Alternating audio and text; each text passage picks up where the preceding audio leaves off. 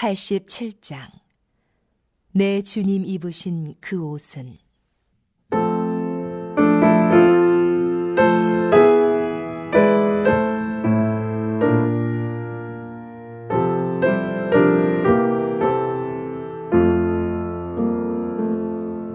내 주님 입으신 그 옷은 참 아름다워라. 그 향기 내 맘에 사무쳐 내 기쁨 되도다. 시원성보다 더 찬란한 저 천성 떠나서 이 세상 오신 예수님 참 내 구세주. 내 주는 쓰라린 고통을 다 견디셨도다. 주 지신 십자가 배할 때 나 눈물 흘리네.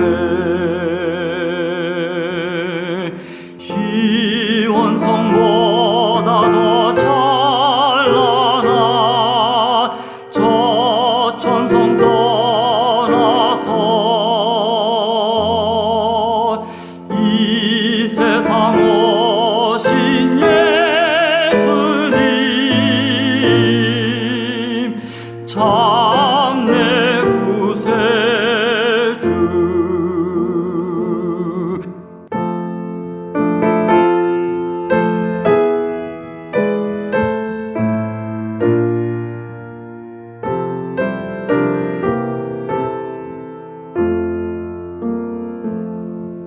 내 주님 입으신 귀한 옷 나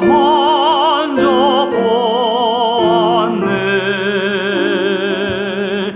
내 발이 죄악에 빠질 때 주 나를 붙드네. 시원성보다 더 찬란한 저 천성 떠나서 이 세상 오신 예수님 참 내 구세주. 내 주님 영광의 옷 입고 문 열어주실 때 나 주님 나라에 들어가 영원히 살겠네.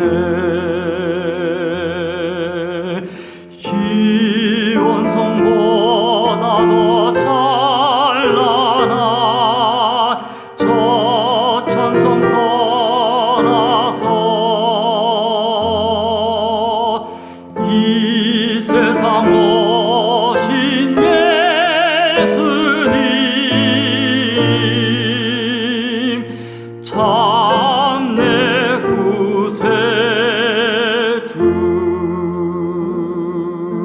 구세주. 자, 오늘 말씀은 누가복음 21장 말씀입니다. 성전 안에서 가르치시던 주님께서 성전 앞에 놓여 있는 그 헌금함을 바라보시고 그곳에 헌금하는 사람들을 주목하셨습니다. 한 가난한 과부가 아주 적은 그 두 우렙 돈을 넣는 모습을 보시고 이렇게 말씀하고 있습니다. 4절 말씀입니다. 저들은 그 풍족한 중에서 헌금을 넣었거니와 이 과부는 그 가난한 중에 자기가 가지고 있는 생활비 전부를 넣었느니라 하시니라. 이 두 렙돈은 현재 시세로 약 1,000원 정도 하는 가치가 있습니다. 그런데 주님께서는 이 가난한 과부가 부자들보다 더 많이 넣었다라고 말씀하고 있는 것이죠. 없는 중에 자신의 것을 전부 드린 것이 상대적 가치로 보면 부자들이 헌금보다 많다라고 말씀하고 있는 겁니다. 사랑하는 성도 여러분, 여기에서 우리가 한 가지 생각해 보아야 할 것은 자신의 상황에서 가장 최선의 것을 드리고 전부를 드리는 것이 바로 제자의 삶이라는 것입니다. 자, 어떤 사람들이 예루살렘 성전을 바라보며 그 화려함에 감탄하고 있는 모습을 보신 예수님께서는 이 성전이 곧 무너지게 될 것이라고 예언을 합니다. 그래서 옆에 있던 제자들이 이 성전이 어떻게 무너지게 될 것이며 그 징조는 무엇인가에 대해서 궁금해합니다. 예수님께서 말씀하신 그 징조 몇 가지가 있습니다. 8절 말씀입니다. 이르시되 미혹을 받지 않도록 주의하라. 많은 사람이 내 이름으로 와서 이르되 내가 그라하며 때가 가까이 왔다 하겠으나 그들을 따르지 말라.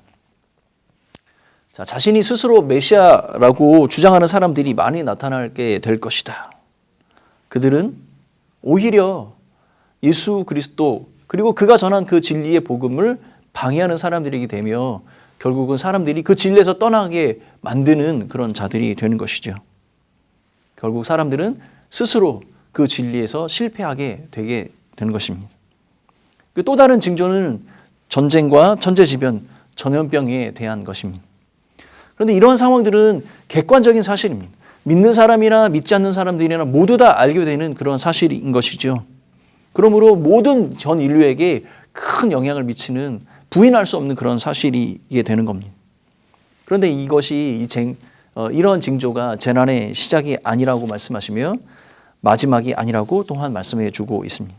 또 다른 징조는 믿는 자들에게 나타나는 박해와 고난에 관한 이야기입니다. 12절 말씀입니다. 이 모든 일 전에 내 이름으로 말미암아 너희에게 손을 대어 박해하며 회당과 옥에 넘겨주며 임금들과 집권자들 앞에 끌어가려니와. 자, 본문은 모든 일 전에 믿는 자들을 향한 박해가 있을 것이다 라고 이야기합니다. 근데 여러분 여기서 전에라는 이 단어가 참 해석이 조금 어렵습니다. 어쩌면 시간적인 순서로 모든 징조보다 먼저 이러한 성도들의 박해가 일어나게 될 것이다 라고 해석할 수도 있습니다. 근데 이 전에라는 이 단어가 무엇보다도 중요한이라고 해석이 가능합니다. 그럼 이렇게 이야기할 수 있는 것이죠. 앞에서 이야기한 그러한 징조들보다 더 중요한 사건들이 있는데 그것이 바로 예수 그리스도를 믿는 자들을 향한 박해와 고난이 있게 될 것이다 라고 말씀하고 있는 겁니다. 이러한 징조 중에서 가장 심각한 징조가 무엇이냐면 바로 믿는 자들을 향한 박해, 그 고난이다 라고 이야기합니다. 그렇다면 이렇게 해석할 수가 있겠지요. 천재지변은 언제든지 일어날 수도 있습니다. 전쟁의 소문도 들릴 수도 있습니다. 그리고 거짓 메시아는 예전에도 있었고 지금도 있습니다.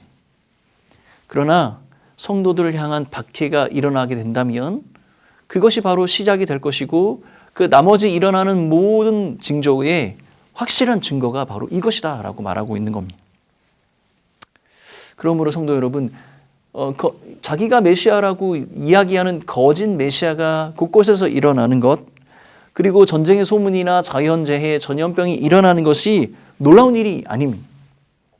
더 중요한 것은 하나님을 믿는 경외하는 자들을 향한 예수 그리스도의 그 믿음 안에 있는 자들을 향한 박해와 고난이 있는 것, 시작되는 것, 그것이 더 중요한 사실이고 그것을 두려워해야 한다라고 말하고 있는 겁니다.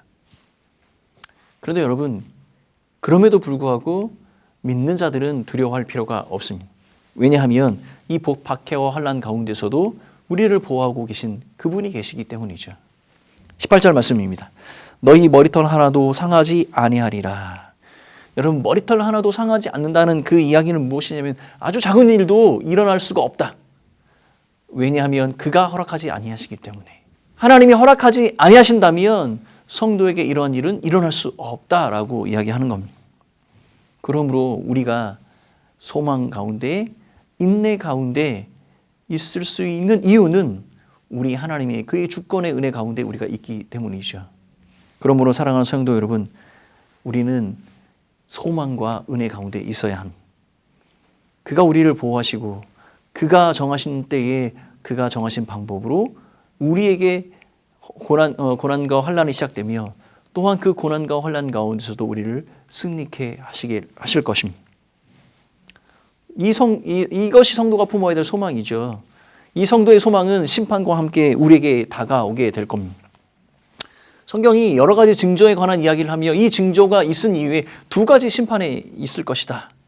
그 첫 번째 심판은 AD 70년이 되면 이 예루살렘 성전이 무너지게 될 것이다 라고 얘기합니다. 또 한 가지는 마지막 때에 예수 그리스도가 다시 오실 그 재림과 함께 임할 심판에 관한 이야기를 하고 있습니다. 자, 20절 말씀입니다. 너희가 예루살렘이 군대에게 에워싸이는 것을 보거든 그 멸망이 가까운 줄을 알라. 사람들이 성전의 그 화려함의 마음에 뺏겼을 그 순간에 예수님은 40년이 지난 이후에 돌 위에 돌 하나도 남지 않게 될 그 상황들, 성전이 완전히 파괴될 그 상황들을 예언하심. 역사가 요세푸스에 의하면 예루살렘 성전이 무너질 당시 약 100만 명의 사람들이 살육을 당했고 약 10만 명의 사람들이 포로로 잡혀가게 되었다라고 기록을 하고 있습니다. 이러한 숫자들은요, 예루살렘 성전 그 파괴가 얼마나 심각한 상황이며 얼마나 현실적인 상황인지 가르쳐 주고 있는 것이죠. 이스라엘 나라가 정복이 되어지고 성전이 파괴된다는 이 사실은 지금 예수님 앞에 있었던 유대인들, 그리고 이 성경을 읽게 될 그 유대인들에게는 절대 일어날 수 없는 일이며 그들이 가지고 있었던 그 하나님의 계획과는 완전히 다른 것이라고 생각이 되겠죠. 그런데 누가는 이렇게 기록을 하고 있습니다. 이미 기록된 모든 일들의 성취라고 얘기하며 예수께서 지금 말씀하고 계시는 것이 반드시 이루어질 것을 우리에게 가르쳐 주고 있습니다.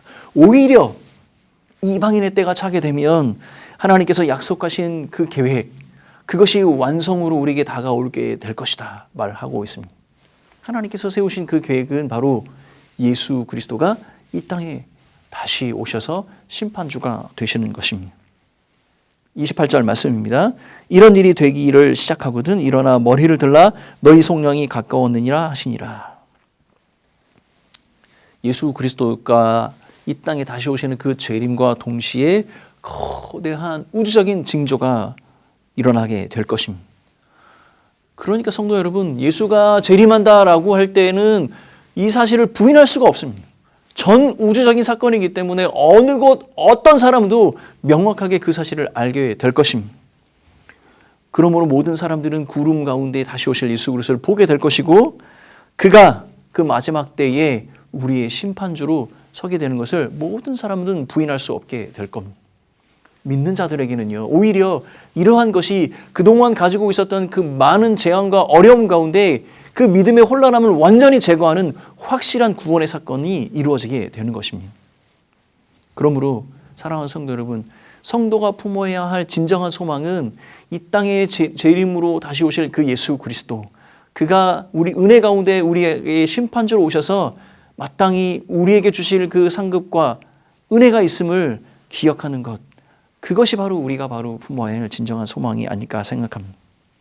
예수 그리스도의 재림을 기다리는 소망 가운데 있는 성도는 방탕함과 술 취함과 생활의 염려를 피하는 사람이어야 합니다. 사랑하는 성도 여러분, 사람들이 관심을 가지고 있었던 예루살렘 성이 언제 어떻게 파괴될 것인가 라고 생각하는 그들에게 예수님은 지금 그들의 시선을 이끌어가 예루살렘 성이 무너지는 것 같은 그날 똑같이 이 땅의 모든 것이 심판의 대상이 되며 예수 그리스도께서 다시 오시는 그날 이 땅에 이루어질 새 예루살렘, 하나님의 나라에 대한 그 꿈과 소망을 갖도록 지금 교훈하고 계시는 것이죠. 주가 다시 오실 때 모든 사람들은 주의 재림과 그 권능, 그 임재를 얼굴과 얼굴이 맞대는 완전한 실체, 그 실체로 보게 될 것입니다. 어떤 사람들은 이 일을 준비한 상태로 맞이하게 될 것이고 어떤 사람들은 놀라운 가운데 이 일들을 당하게 되겠죠. 그 차이는 성경의 말씀을 믿고 그 믿음과 은혜 가운데 소망 가운데 있었는가? 아니면 그 소망과 그 은혜를 잃어버리고 살았는가? 그 차이가 아닐까 생각합니다. 사랑하는 성도 여러분, 예수님께서 제자들을 향하여서 항상 깨어 있으라 라고 말씀하고 있습니다. 이 항상이라는 단어는 어떤 시간적인 예외도 허용되는 것이 아니지요. 우리가 평안한 가운데 있을 때, 아니면 고난 가운데 있을 때, 우리가 어떤 것도 선택할 수 없는 그런 상태에 빠져 있을지라도 우리는 예수님을 향해 우리에게 주신 그 소망과 은혜 가운데 항상 깨어 있어야 하는 것입니다. 우리 인생이 순간순간 우리에게 닥치는 여러 가지 어려움 가운데서도 우리의 유일한 소망, 우리의 유일한 목표는 언젠가 하나님 앞에 우리가 서게 될 것이라는 것, 그 사실을 믿는 그 믿음이 아닐까 생각합니다. 사랑하는 성도 여러분, 커다란 영광의 소망, 그 은혜가 있는 사람들은 우리 인생에 일어나는 크고 작은 파도를 쉽게 넘어갈 수 있게 되는 것이죠. 오늘도 잠들지 아니하고 우리의 기도에 신실하게 응답하시는 그 하나님의 그 위대한 은혜를 소망하시고 이 땅에 다시 오실 예수 그리스도를 우리 마음속에 인내함으로 깨어 기다리는 제자의 삶, 성도의 삶을 사시기를 예수님의 이름으로 축원합니다. 함께 기도하겠습니다. 사랑하는 하나님 아버지, 이 땅에 살아가는 온 성도들이 품어야 할 유일한 소망이 있다면 이 땅에 다시 오실 예수 그리스도, 그가 우리의 심판주가 되시고 우리의 구원자가 되신다는 사실입니다. 오늘 하루도 우리에게 닥칠 크고 작은 어려움 가운데서도 그 소망을 잃지 않고 하늘의 영광을 사모하며 은혜 가운데 살아가는 우리 성도들을 되게 하여 주옵소서. 감사하고 이 모든 말씀 예수님의 이름으로 기도하오며, 지금은 우리의 참된 소망이 되신 다시 오실 예수 그리스도의 그 크신 은혜와 하나님 아버지의 사랑하심과 성령 하나님의 위로하심, 교통하심이 이 자리에 머리 숙인 온 성도들과 교회 공동체 위에 영원히 함께 있을지어다. 아멘.